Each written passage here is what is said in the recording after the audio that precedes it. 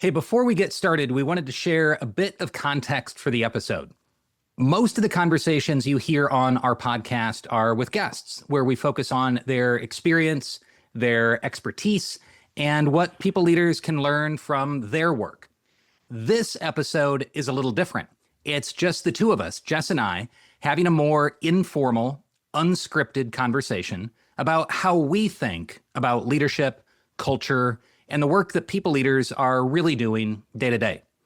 It's also a chance to get to know us a little better and how our own experiences shape the way that we approach these topics. If you've ever wondered how we think about leadership when we're not interviewing somebody, this is one of those conversations. Hope you enjoy. I know one of the spiciest takes was about like whether or not it's okay to wear costumes to work, like on Halloween or holiday party or something. You and I were actually on like opposite ends of the spectrum here, which was I had full eye roll on camera about that. Now, there's some people that like take great pride in this, like our friend Marie Such, our friend Mackenzie Tuller. Like Mackenzie wore a raccoon costume to an all hands because that was their company thing. And Marie had a llama hand puppet. And I just cannot ever imagine, like here I am going down the rabbit hole. I just cannot imagine dressing up. I'll do Halloween, not in the office. I'll do it with my kids, but I just don't see how you could take a leader seriously. And maybe that's the point. You're trying not to be taken seriously. You're trying to be a human. I think there's a bit of that. I also think the type of company really matters. I mean, I feel like we should just like dive into this. Yeah, here we go. Right now. All right. Here we go. We're now talking about costumes. Costumes, the most important thing on people's minds. I do think there is something in here around the type of company really matters. Like where Mackenzie was with her raccoon costume. That is a company at Mutiny. Their founder CEO, Jaleh Rezai, I worked with at Gusto. We dressed up as our leadership team at the holiday party for Gusto. I went as Anna from Frozen.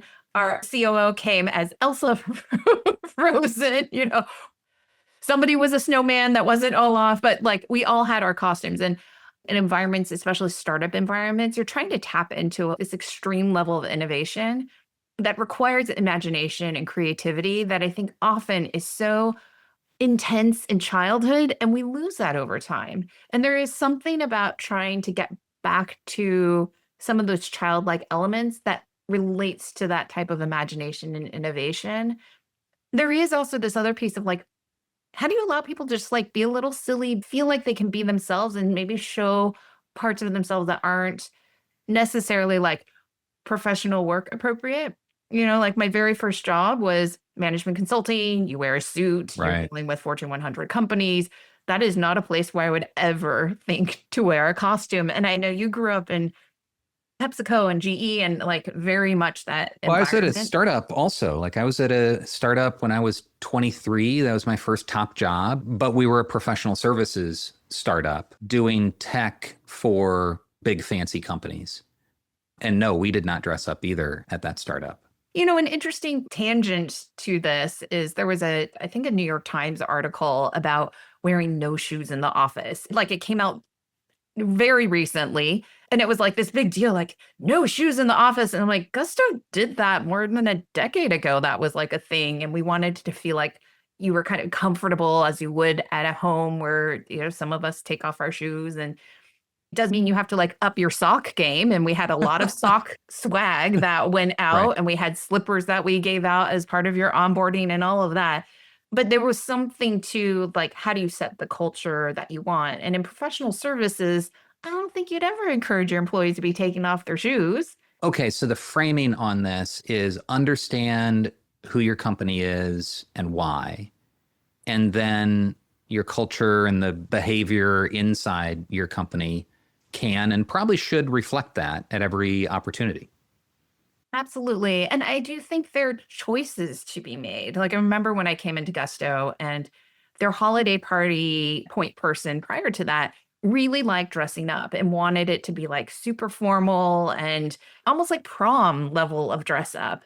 I was pitching, can we all wear like holiday pajamas and like drink hot cocoa? And one of the words we used a lot was delightfulness. Like we wanted to delight our customers. For me, I'm delighted when I get to wear holiday PJs and drink hot cocoa. And so I do think there are choices in a company partially reflected by who are your customers in the industry Yeah. and what are you trying to represent. And some of it is dictated by that. And then I do think there's leeway of like, how do you want to represent? Gusto is a great example. Like there's a crossroads opportunity there where you could have taken a hard right or a hard left. Hard right meaning, hey, we are an HRIS software provider that also runs payroll. So we've got to be right, we've got to be correct and precise and compliant, and you can count on us. And if you take that tact, then maybe you are formal and you are buttoned up, and it's a very different culture than actually our buyer tends to be startups, which are more creative, more innovative, faster, looser, and or HR people at these small companies who are HR people that love humans and want to be delighted. And there's something there from a customer perspective that we want to be lighthearted. So that's the pajamas. And for anybody who's a Gusto customer, you probably see Penny the piggy bank come across your screen, and she's like a cartoon piggy bank who is delightful. Back in the day, you used to get these like delightful facts of like you earned whatever $100 in your last paycheck, and with $100 you could earn, and it would be like some comparison, like you could buy 5 basketballs or you could go to McDonald's. These fun comparisons of like, here's what you've just earned with your paycheck. I worked at Pepsi way back in the day, right out of grad school. And if you think of an organization that's supposed to be cool and fun and, you know, pop culture, it was Pepsi. But inside, it was not cool and fun. It was hard driving. We are number 2 and we want to be number 1. We want to beat Coke. We are working harder. We are AAA personalities. Did you feel that was like a weird juxtaposition of like our brand is so cool and hip and fun, and then the work itself is like very buttoned up? The work itself, it was a lot of blue collar labor. It was warehousing. It was moving around cases of heavy soda in hot weather, often by unionized route drivers. And so people would be sweaty, people would be dirty. My work in HR, like I would go on route rides and help sling, 60-pound cases of kickstand, cases of 2 liters around.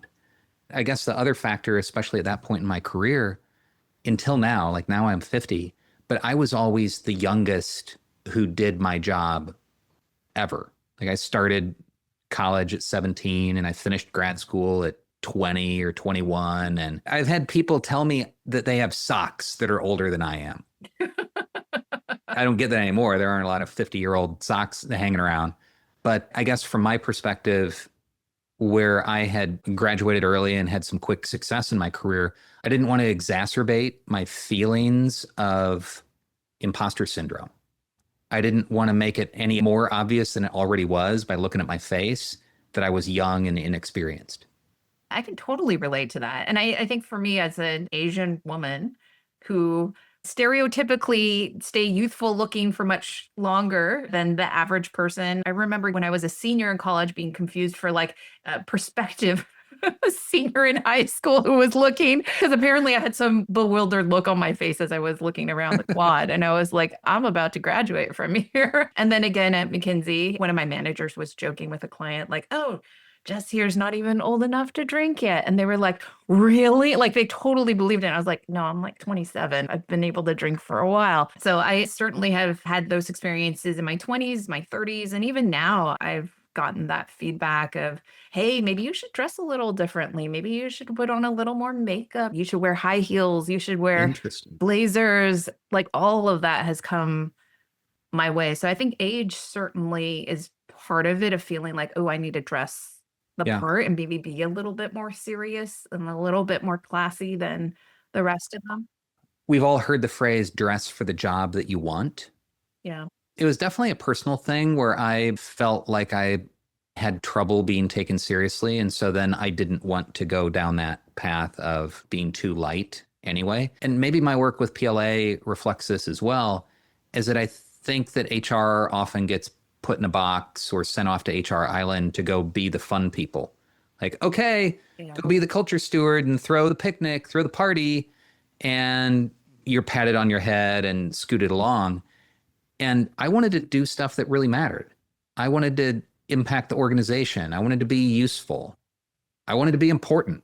Throwing the holiday party was not how I thought that would be the highest and best use of like all the education, all the work. And I think I gravitated away from those funner activities to try to show that I was really contributing in other areas. I mean, it's an interesting point you're making here of, do you have to separate yourself from those things to be taken seriously?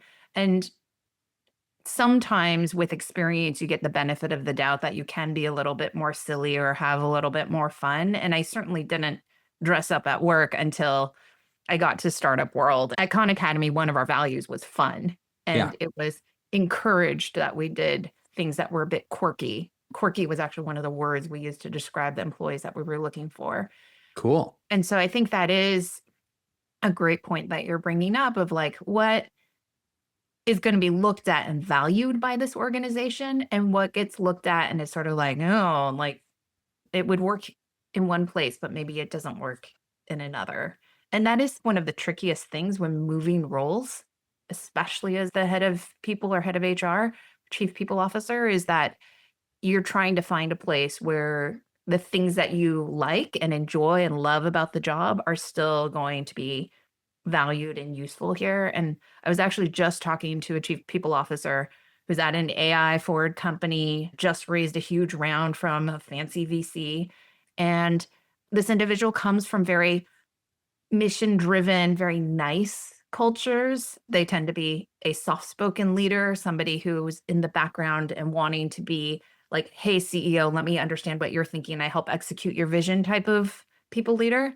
And this place is kind of if you want to show yourself, you've got to, be really arguing with people and be up in their face. And it's just an aggressive culture.